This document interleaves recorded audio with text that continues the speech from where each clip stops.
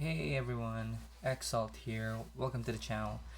I got a great feedback from one of our subscribers, one of our viewers, and they were asking if it's possible to show some live matches with human opponents so that I can demonstrate the split push using a Johnny Gold main. I realized that it's really different when you're playing against AI. Although what I really wanted for the previous video was to simply demonstrate how the concept works, which is breaking down your creatures into two separate groups so that one will poke and another will push, right? So I'm gonna show you a couple of games I've played, the most recent ones. Replay, there you go. And I've been using a Johnny Gold main for that purpose so that I can show you how the split push works. So here I have several different colored opponents. I have black and green, courtesy of Garruk, and I also have Sorin, which is white and black. One of the most challenging heroes to battle against, really. I managed to defeat one opponent using Sorin, and I drew a match with another one. I have a red Chandra Nalar deck. I managed to beat that Jose, and I also won against Dovin, right, that blue-white deck. Then using the same strategy, I lost to another Chandra Nalar. Red decks, they're a pain in the butt. Using this mono white deck, it's kind of difficult, really, trying to play against these red decks. And then I played with Jose again, Jose from Venom. Alright, so apparently I've played him several times already, and so far I think he has yet to win against me. Well, I can try again. I'm just kidding. Alright, so we're going to take a look at at my latest games. We're gonna start with the draw and then look at this game where I lost. Or maybe I can start with this game where I lost, and then we're gonna play the video where I drew the match against Sorin, and then I can play a video. The last two would be against that red deck and against the black-green deck. Let's start with the draw. And then I'm gonna pause the video every now and then to tell you exactly what's going on, why I made that decision, and what I could have done better, maybe, if I can identify. But if you guys can figure out what I could have done better in specific points of the video, then maybe you can drop a comment below the video and tell me what your thoughts are. So let's start with this.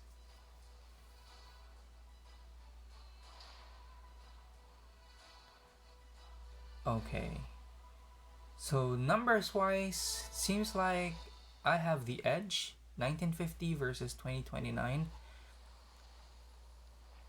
Here we go. You know, but the numbers aren't really everything. For as long as you're of the same level, it's okay. I'm not gonna fast forward or anything like that. That way we don't miss any of the action.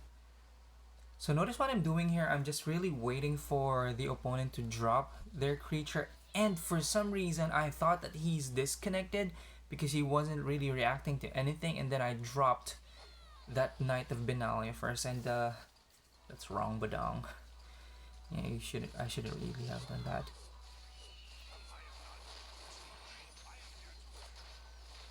So notice how, okay, I'm gonna pause for a bit. You notice how I placed the Blinding Mage right over at this area, and then I have my entire set of troops here led by Ajani over at the other area, right? So that's the split push supposed to be in action, but well, he's got some creature removal spells, and he was able to effectively remove the Blinding Mage. I'm gonna try again that strategy. Just keep on poking on this top guardian right here. I hope you can see the touches. And that is bad right there. Okay, let's pause. So what I did was I dropped the uh, entangler right here. I should have waited until Soren or any of the creatures on the ground or the ground creatures are closer. Usually I drop the entangler right over at this area so that whatever I capture I end up stunning, and these two guardians together with the main guardian in the middle will start just hitting them like crazy, which in this case I did not do it. That was a bad move right there. My Ajani is low in health. I try to poke on the other side again. Notice what happens now, right? He tries to defend by placing his creatures over at this side, and that's really that's what we want to achieve, right? We have one main group that really just is pushing towers, and then you have another section where you just poke. And usually I use the blinding mage for that purpose. That this card right over here, right? I use that to poke. So lesson learned here: do not throw that blinding mage without putting anything on the bottom side. It's just going to be a waste of your resources. He managed to drop that biggie right here. Now I'm on defense mode, and you'll notice that I did poorly here because I was actually winning. My towers were very healthy, and this tower right here, it was almost done for, and he managed to beat me to it. Now I'm on defense mode, right? So you have to have that awareness right there. So now I'm trying to just clean up the mess that I made. I am out of planeswalkers. He is two now. Earlier he had one more planeswalker, right? So I'm just defending at the moment. Things are looking kind of bleak, really, at this stage. So I'm just defending. Oh my gosh, I forgot that big creature right here, that demon right there. It does an area of effect damage, and that's where this deck really performs poorly. At least we managed to destroy that guardian on the top. This deck has a lot of creatures. You can drop a lot of creatures because of the low mana requirement, but in return their HP is very low. That you really have to have that shock and awe moment in order for you to win, because any area of effect damage is sure to decimate a lot of those creatures. Like that. Okay.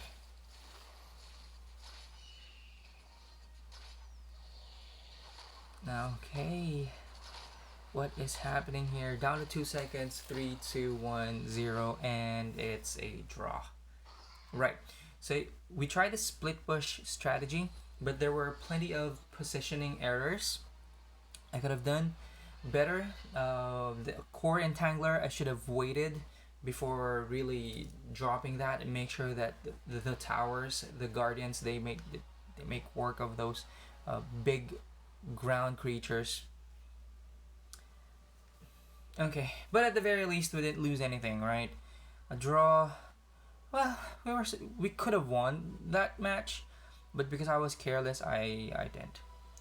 Okay, well, what now? We're gonna look at this defeat right here. Where's that? No, I lost here somewhere with the red deck. Okay, let's play this. So this is a Chandranalar deck. Let's see how badly he played on this match. Okay. And this is what I don't like when playing with Chandra Nalar. Uh, just being able to decimate my little ant my marching ants swarm right, in one go. So I'd say I did okay. So I waited right for him to drop something like that. Like slow tank. Okay. Now I wouldn't want to drop small creatures near my guardian when that thing, well, that lion creature just drops in there because it does an area of effect damage. So it pays if you know if you know what you're doing. She obviously knows what she's doing, or whoever Pope kill you, right? He knows what he's doing. I could have done better. In less than a minute, my first Guardian Tower was down, and now uh, a bit of panic. I should not have dropped my Blinding Mage over at this spot because while it may be able to dish out a lot of damage very quickly, it it has terrible HP. It's just really bad. And again, at this point,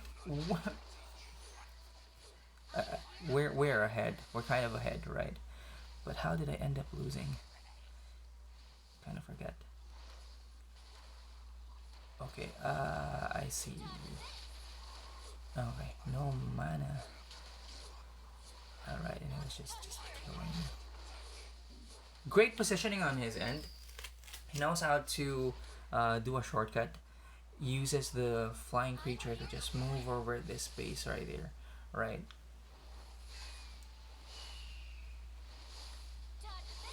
Essentially making a shorter tour. I don't know what the heck I was thinking. But it's kind of late and I'm kind of tired. Excuses. Okay.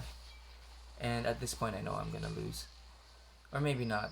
Just a sliver of hope. That's why I did throw that group of spirits right there. And look what happened!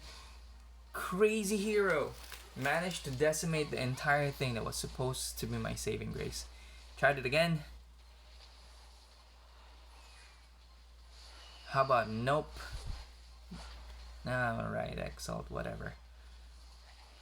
Right, and at this point, it was just ganging up on me without a planeswalker. We're done for. The match will end soon.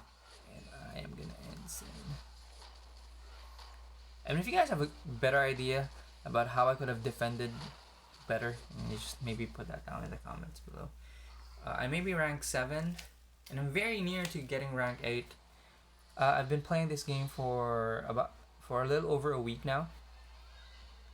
And I think I've progressed really well. The folks who are over at my clan, we started off the same, right, around 600, right? But currently they're around rank 4, and I'm already at rank 7, right? So I did pretty well. I'm using I'm using some of them as a benchmark. I'm not saying they're doing poorly. It's just that we were kind of lucky, right? Some of the folks who tried comping my deck, what they did was they added some creature removal spells like that, Ratchet Bomb. I refuse to do that because I think it just goes against the nature of the deck. Just small creatures, everything. Yeah. Okay, we lost. Obviously, bad positioning, plenty of excuses. We could have won. We were at an advantageous position. I just didn't capitalize on it. But that happens, you know. Still a relatively new player, plenty of room to grow. That's how you boost your own morale. Alright. Okay, so the next thing I'd like to show you, something positive just to turn things around, and as I end this video, right, we're gonna take a look at the last 2 victories I've had. How many defeats have I had? So that's 1. Take a look at the victory to defeat ratio, and these are all my replays, right? So that's 2, 3, Have I had any back-to-back defeats? No, no. So at least as of this recording, I don't. I haven't had back-to-back losses. So one defeat right there, 2, 3 victories or 4 victories in a row. Okay. So that means so far the strategy, it works. Shock and awe, and split push. All right, we're gonna play Garrick this time. I wonder how long this video is gonna play for. Okay. All right. 2014 points versus 2053 points. By the numbers, looks like we're ahead. This version of opponent, this Garrick deck, can also be used to split push. I mean, the hero has an ability to summon 2 boars at a time every now and then, which will allow him to push. But anyway, Hemingway, let's just go back to the game. So I'm trying to defend. I hope that that tanky creature right there, that thing that's got second life, right? But it's in the middle of 2 towers, this guardian and that guardian, so I don't care. It's gonna die pretty soon. So notice what I did right there. Split push, baby, right? Keep him occupied in on one lane, while this blinding mage, like so, keeps on poking. Alright, so what are you gonna do now? I have 2 blinding mages, right? And I have my a Johnny Goldmane right here at the bottom. Here's what I'll do. I'll put that bird of paradise and destroy it. That's exactly what he did. Okay. Okay, but I know that I'm kind of ahead right now. Both of his towers have received significant damage, and he's just playing defense. I have 2 very healthy guardians. I mean, look at that. Look at the difference. 1746. I can't even count or read numbers. 1746 versus 5850.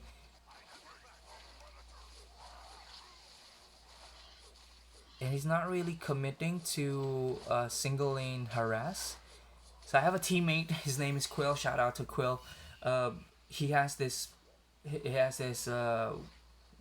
deck, white, a white black deck, and he just commits very heavily to a single lane harass.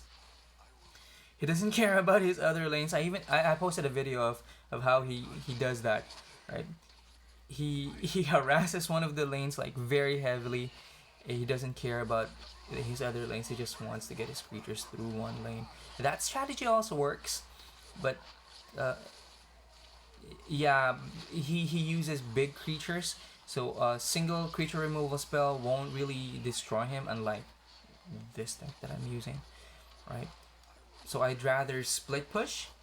Although when I was starting, what I did was I'd really just swarm the entire lane. Like, I don't care what you're doing, spam galore, spam the creatures all over the place, right?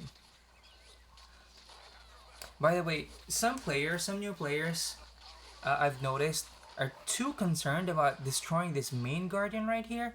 Now, the name of the game is to just destroy more towers than your opponent, right? So if you get one tower more than your opponent, you can actually play defensively, right? Just defend your towers. Okay, we won this match 2-1. How about that? Victory for Exalt. Okay, and we're gonna play this last video against Word from Alliance. All one ends. Okay, if you will look at the top global players, let me just back down a bit. If you look at the if you look at the leaderboards rather, Planeswalkers, or sorry, single. Look at that. Sorin, Vraska? Wow. Sorin. Lots of them using Sorin, right? This Ren Murakan from the previous season was the top player, and he was also using Sorin. I mean, Soren's all over the place. Soren's a very difficult opponent to play against because he gives your creatures a second life, right? Wherever he drops in a particular area, he zombifies the creatures, and that's bad. Okay, that means if one creature dies, naturally it'll live again when Soren's around, or at least when he drops the first time. By the way, just to show you, we are currently rank 2 in the region with that many number of victories, right? And I can tell that I'm performing better than these guys. It's just that they're at the lower ranks, like this guy right here. The top performing a Johnny player, Jan V42, nothing bad against him, right? I'm just comparing compare my performance to him. He's currently rank 4 using a Johnny, and we are rank 7, right? He just beat me by the numbers. I hope they find a better way to represent the leaders here instead of just a number of wins, because I can essentially start a new game and just use a Johnny Goldmane like exclusively, and doesn't matter about not think about the rank or anything like that. Anyway, I digress. Let me go back to the replay. Sorry about that. Okay, this is unscripted, by the way. Just going with the flow. All right, let's play this. Last 4 minutes, right, of this video. Hopefully, last 4 minutes or 5 minutes. Playing against this Alliance member, Werd. It's weird because he's missing one eye. Werd, or maybe it stands for something. We endure ravenous dogs. I don't know. So we waited for him to drop his creatures. He's doing a single lane harass. Look at that. Everything dropped in one area. So we're gonna use the Knight of Benalia. That's going to be our alternative group. Alright, the Pope group. Who's winning? In terms of mana, we're tied. But in terms of creatures, I'm ahead. Right. Okay, my Johnny just died. Alrighty. And there you go. See that? See that? I hate that creature. I hate it so much that I put it in my deck. Oh, okay.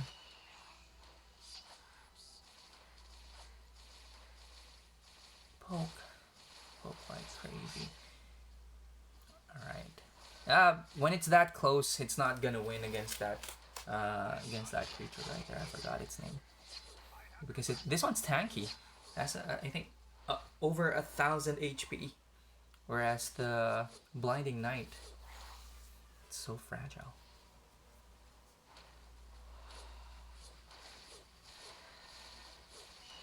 Tries to defend. And the little drones destroyed the first tower. Okay. At this point, we can just, genuinely play defensive. Nope. By the way, did you notice that? I'm gonna pause for a bit. So the mage was right over here, right? The blinding mage. And I dropped this creature right here, which is supposed to be a ranged creature. But what it did was because it was closer to the creatures which are over here, it latched onto that, right? The creature latched onto my creature, latched onto this group of drones right here, right? Oops. And what that did was, the mage over here just started hitting it crazy. Remember that, okay? If the creatures started attacking the tower or any other creature, it'll latch onto that and will continue attacking it and ignoring anything else that comes new, right?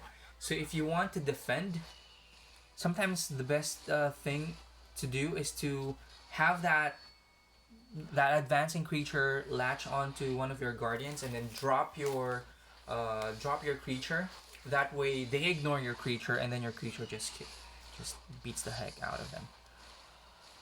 He's trying to harass that top tower. I think it's gonna go down. Or not, maybe. But look at that damage. Look at that.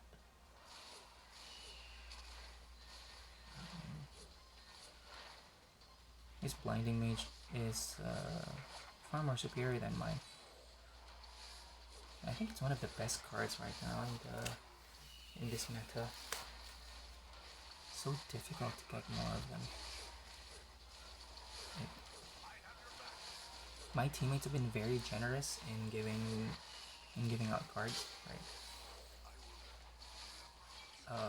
But not that one. Okay. And that's it. Woohoo!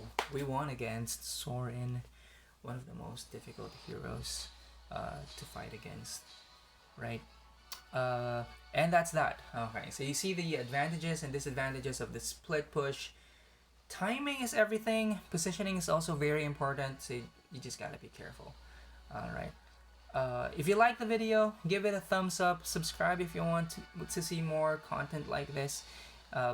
This is a pretty new game, at least in the country from where I'm in. Mabuhay, Pilipinas, right? And I'm a pretty new player, and for sure, we're gonna keep on improving, right? And hopefully you guys improve in your gameplay as well and learn something today. Again, this is Exalt, and thank you for watching, you guys. See you in the next video. Peace.